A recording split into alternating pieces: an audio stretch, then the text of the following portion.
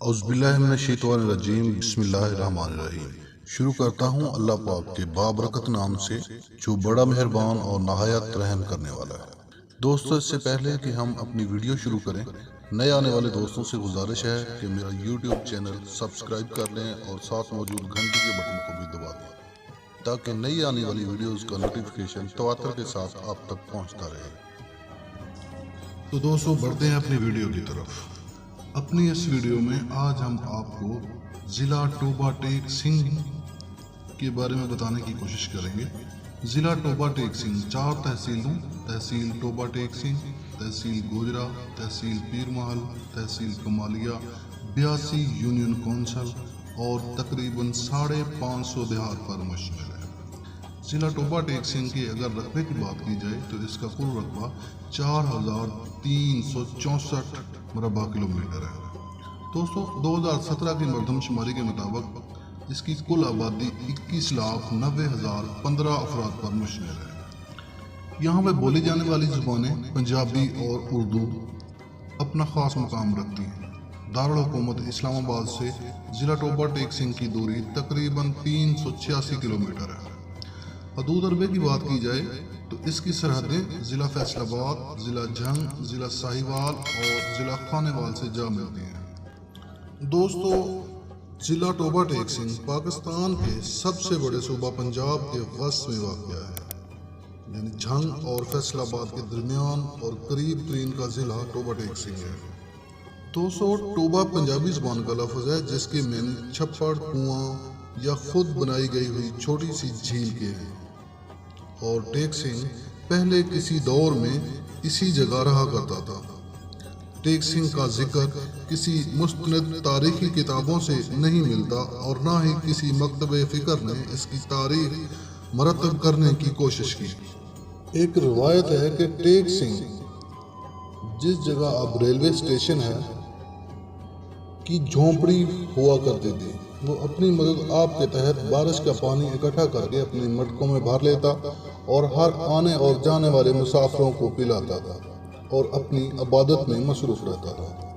اور ایک دوسری روایت ہے کہ جہاں اب اسٹیشن واقع ہے اس کے ساتھ ہی اناج منڈی کے قریب پیپل کے نیچے اس کا بسیرا تھا۔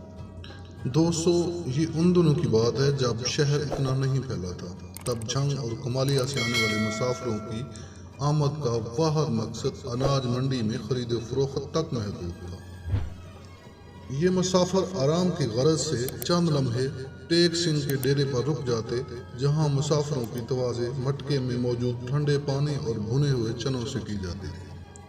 دوستو، ٹیک سنگھ کے بارے میں ایک اور روایت بھی ہے کہ وہ انگریز دور میں اس علاقے میں ڈاکیا مقرر تھا اور وہ جھنگ سے ڈاک لے کر آتا اور مقامی لوگوں تک پہنچانا اس کی ڈیوٹی میں شامل تھا، اور یہ ساتھ ہی اپنے مشکیزے سے لوگوں کو پانی بھی پلاتا تھا۔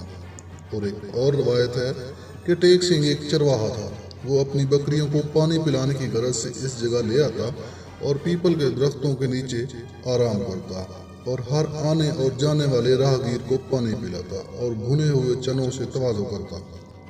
دوستو، سن 1896 عیسوی میں اس علاقے میں ریلوے لائن بچھائی گئی جو لاہور سے شورکوٹ، کینٹ اور پھر ملتان سے ہوتی ہوئی کراچی جاتی تھی۔ اس علاقے میں لوگوں کی ضرورت کے مطابق ریلوے اسٹیشن قائم کیا گیا اور ٹیک سنگھ کی خدمت کو مد نظر رکھتے ہوئے اس اسٹیشن کا نام بھی ٹوبہ ٹیک سنگھ رکھ دیا گیا۔ جب یہاں سے ٹرین کی آمد و رفت کا سلسلہ شروع ہوا تو ٹیک سنگھ زندہ تھا، جس کا ثبوت ریل گاڑی کے مسافروں کو پانی پلانے کے قصوں سے ملتا ہے۔ ٹیک سنگھ کی وفات اور بعد از مرگ تدفین بابت میں کچھ نہیں ملتا، جیسا کہ نام سے ظاہر ہے کہ ٹیک سنگھ سکھ مذہب کے پیروکار تھے، تو قبر کا موجود ہونا سوال ہی پیدا نہیں ہوتا۔ سکھ مذہب کے پیروکار مردے کو جلانے کے بعد راکھ کو زمین میں دفن کر کے سمادھی بنا دیتے ہیں، جبکہ پورے شہر میں کسی بھی سمادھی کا نام و نشان تک نہیں۔ ٹیک سنگھ کی خدمت کو مد نظر رکھتے ہوئے آج بھی ریلوے اسٹیشن کی عمارت پر کسی مصور کی بنائی ہوئی ٹیک سنگھ کی تصویر اور ساتھ موجود گھڑے موجود ہیں۔ دوستو، کچھ تاریخی کتابوں سے پتہ چلتا ہے کہ ٹوبا کا زیادہ تر علاقہ ویرانے پر مشتمل تھا۔ جب انگریز حکومت نے 1880 میں نہری نظام متعارف کرایا تو اس علاقے کی زرعی اراضی لوگوں میں الاٹ کر دی گئی تاکہ لوگ اس علاقے کو آباد کر سکیں۔ قیام پاکستان کے وقت اس علاقے میں آ کر آباد ہونے والوں میں زیادہ تر لوگ جالندھر اور ہوشیار پور کے رہنے والے تھے۔ دوستو، 1896 کو لیل پور موجودہ فیصل آباد کو تحصیل کا درجہ دے کر ضلع جھنگ میں شامل کر دیا گیا۔ سن 1900 میں تحصیل لیل پور کی 2 ٹاؤن کمیٹیاں بنائی گئیں جو ٹوبا اور سمندری تھی۔ 1930 میں لیل پور کو ضلع کا درجہ دے دیا گیا اور ٹوبا ٹیک سنگھ کو تحصیل کا درجہ دے دیا گیا۔ 1 جولائی 1982 کو ٹوبا ٹیک سنگھ کو ضلع کا درجہ مل گیا۔ ٹوبا ٹیک سنگھ کو پاکستان کے پہلے بہترین شرح خواندگی والے اضلاع میں شمار کیا جاتا ہے۔ اس کی کل آبادی کا 70% حصہ پڑھنا لکھنا جانتا ہے۔ دوستو، دہلی سے کابل جانے والی جرنیلی سڑک بھی اسی علاقے میں موجود تھی۔ دوستو، 1970 میں جب پاکستان کے مختلف شہروں کے نام تبدیل کیے گئے تو ٹوبا ٹیک سنگھ کا نام بھی تبدیل کر کے دارالاسلام رکھ دیا گیا، لیکن ٹوبا کے لوگوں نے پرانے نام ٹوبا ٹیک سنگھ پر ہی اکتفا کیا اور نیا نام قبول نہیں کیا۔ دوستو، 1970 ہی میں پاکستان کی تاریخ کی سب سے بڑی کسان کانفرنس بھی اسی علاقے میں منعقد ہوئی، جس میں پورے پاکستان سے کسانوں نے بھرپور حصہ لیا۔ دوستو، ٹوبا ٹیک سنگھ نے ٹیک سنگھ کی یادوں کو تازہ رکھنے کے لیے ایک پارک بھی تعمیر کیا گیا جس کا نام ٹیکو پارک رکھا گیا، اور یہ ٹیکو پارک انجمن تاجران اور اس وقت کے اسسٹنٹ کمشنر نسیم محمد صادق کی کاوشوں کا نتیجہ تھا۔ اس پارک کی بناوٹ اس کو اس لحاظ سے بھی منفرد بناتی ہے کہ یہاں ٹیک سنگھ کے گھڑے اور چھوٹی سی جھیل بھی بنائی گئی ہے تاکہ ٹیک سنگھ کی خدمت کے اعزاز میں اس کی یادوں کو ہمیشہ کے لیے زندہ رکھا جا سکے۔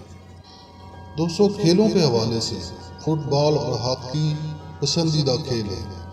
گوجرا میں جھنگ روڈ پر ہاکی اسٹیڈیم قائم ہے اور قومی ہاکی ٹیم کے بیشتر کھلاڑی، کوچ، چیئرمین کا تعلق بھی گوجرا ہی سے ہے۔ کیونکہ یہ ضلع ٹوبا ٹیک سنگھ کی حدود میں ہے اور تحصیل درجہ بھی رکھتی ہے تو یہ اعزاز بھی ضلع ٹوبا ٹیک سنگھ کے پاس ہے۔